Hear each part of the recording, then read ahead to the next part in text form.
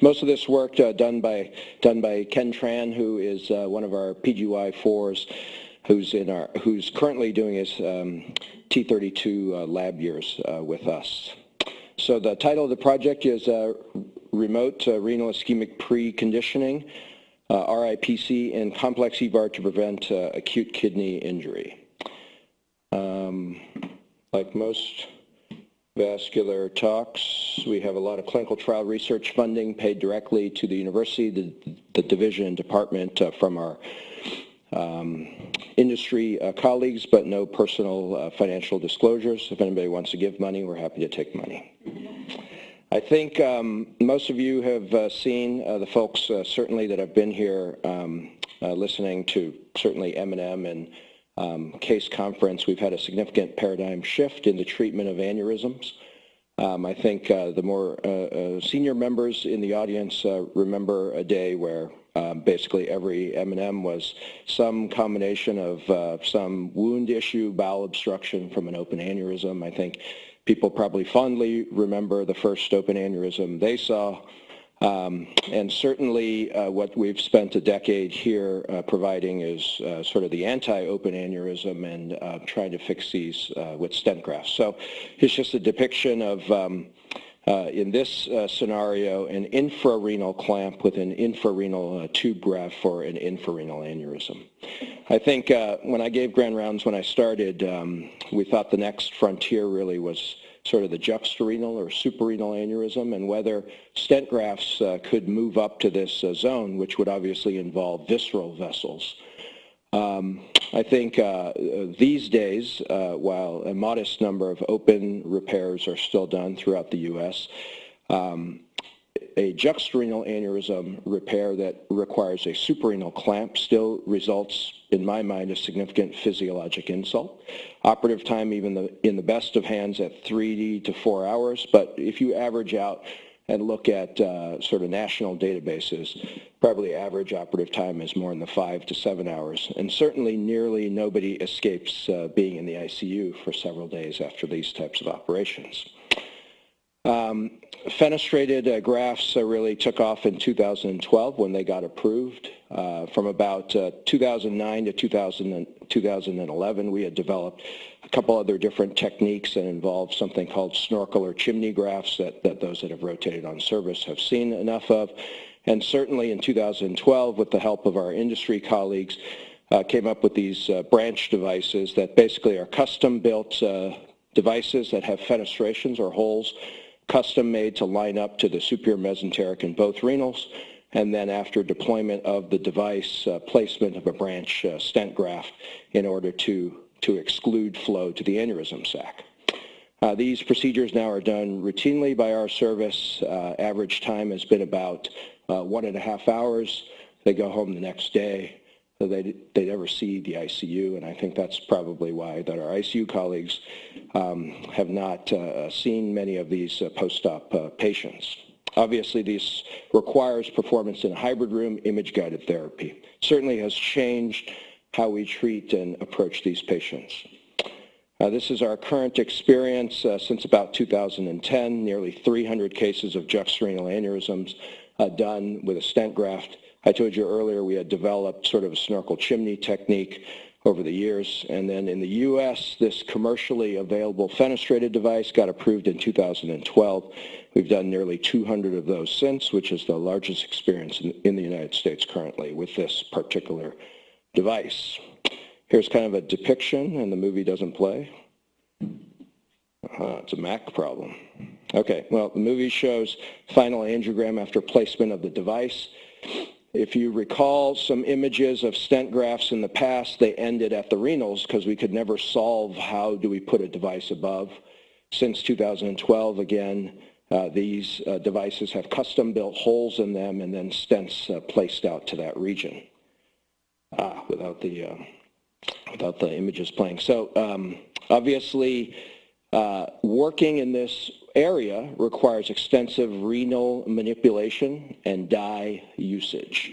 You wind up injecting several mLs of dye directly into the kidney to confirm location, You wind up directing sheaths that are partially occlusive that during the conduct of the 90 to 120-minute procedure have warm ischemic time, if you will. And you wind up deploying stents and balloons that increase the risks of both macro and micro embolization to the target organ. This is all to just get the devices into position.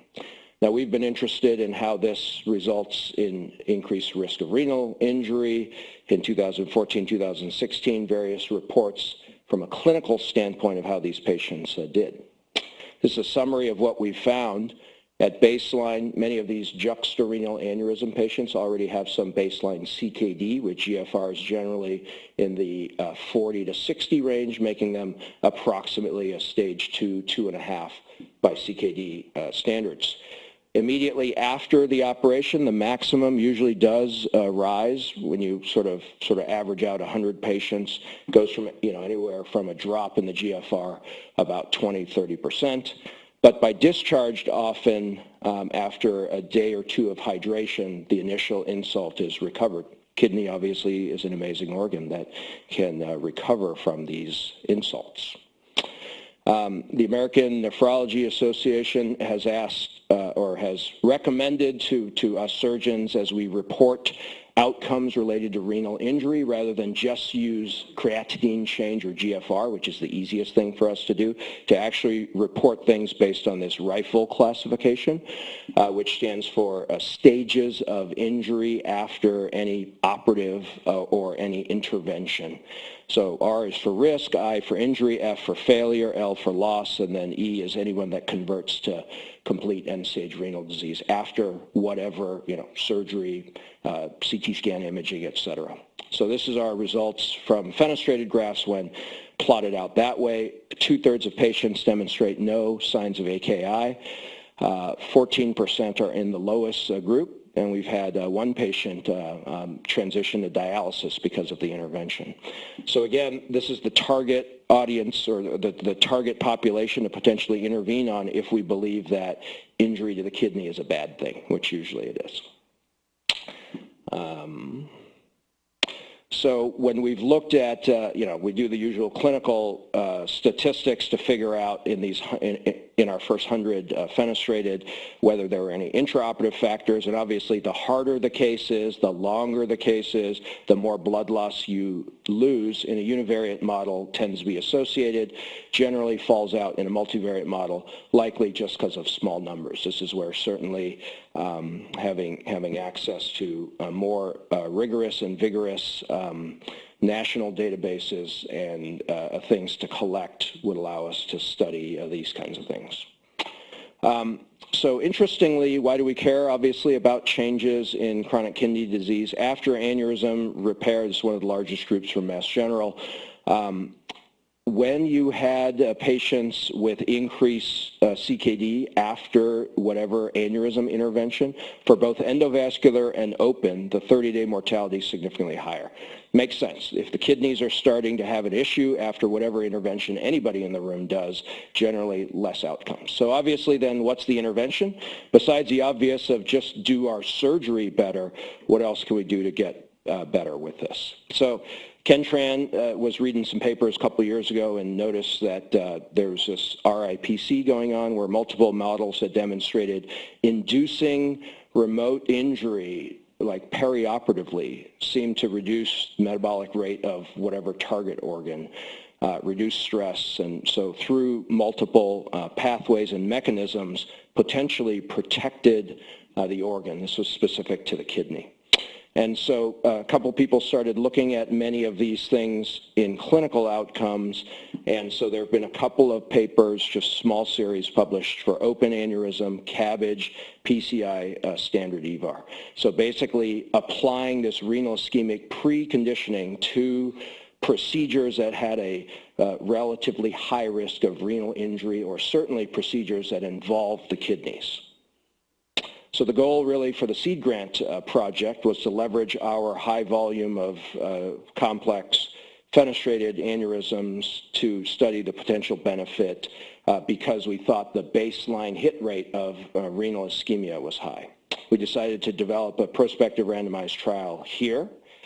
So all patients undergoing standard fenestrated repair with a target cohort of 70 patients after some power calculations. So what is this RIPC and how hard is it to implement? It's a 20-minute induction of ischemia to one limb that seems to mimic the preconditioning. We did a 1-to-1 block randomization, 35 per group. We have a study coordinator inflate a blood pressure cuff manually to 50 above the patient's last known systolic blood pressure to ensure loss of flow to the arm. We leave the cuff inflated for 5 minutes. Obviously, it's painful. We do it while they're under anesthesia. We rapidly deflate the cuff to 0. We leave the cuff deflated for 5 minutes to allow recovery, and we repeat this for a total of 4 cycles. This requires 40 minutes prior to the procedure. Most of you in the room know you got about 40 minutes when the patient's asleep anyway before they're ready for us. Typically done during anesthesia, whatever you want to call it, setup time. 1-year milestone we've reached. Since we've gotten funding for this, we've enrolled the last 29 patients consecutively in the past exactly 1 year. It's been 15 and 14. We were planning on looking at this time point anyway to make sure that, number one, there was some safety to it, and number two, it wasn't impacting our workflow too much. This table just shows the demographics for the 2 groups. The control group obviously gets the blood pressure cuff put on. Most of the team has been blinded to what's happened. We do the consenting the day before the procedure, and obviously the clinical team doesn't know which side that they randomize to. So the groups have been very similar with the usual things.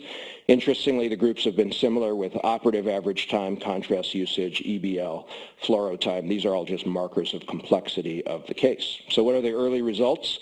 Again, we're right at that rate of about 60 to 80% of no AKI. And when stratified by the rifle criteria, again, similar rates of risk, injury, failure. Fortunately, nobody in the last year has had kidney loss or progressed to end-stage renal disease after their fenestrated repair. Perhaps starting to see some numbers where in the preconditioning group some better numbers, but obviously much too soon to tell, typical for early results. Again, if you look at in the multivariate model, things that are starting to predict whether patients are protected from any renal injury, the RIPC is still not significant. Things that have tended to be obviously the amount of dye necessary, which again indicates the complexity of the case. So in summary, we've completed 40% of the total target enrollment, a non-significant trend towards perhaps a beneficial effect, although that could change at any time. We obviously need more patients to detect a possible signal. The trial has been safe. It's not been onerous to the team, to anesthesia, to the room, and no one's even noticed that we've been doing it. And the future goals, obviously, funded by the seed grant, is to get preliminary data to fund a multi-center trial with my colleagues across the country that have a similar volume of these types of procedures. And perhaps maybe this simple adjunct can impact other procedures and other folks in the room doing cases that involve the kidney arteries or operations where renal failure can or renal compromise can impact outcomes quite a bit. Maybe this turns out to be a pretty simple thing that while we wait for anesthesia to set up our cases, pretty simple to do. Appreciate your time. I'll take any questions. Thanks.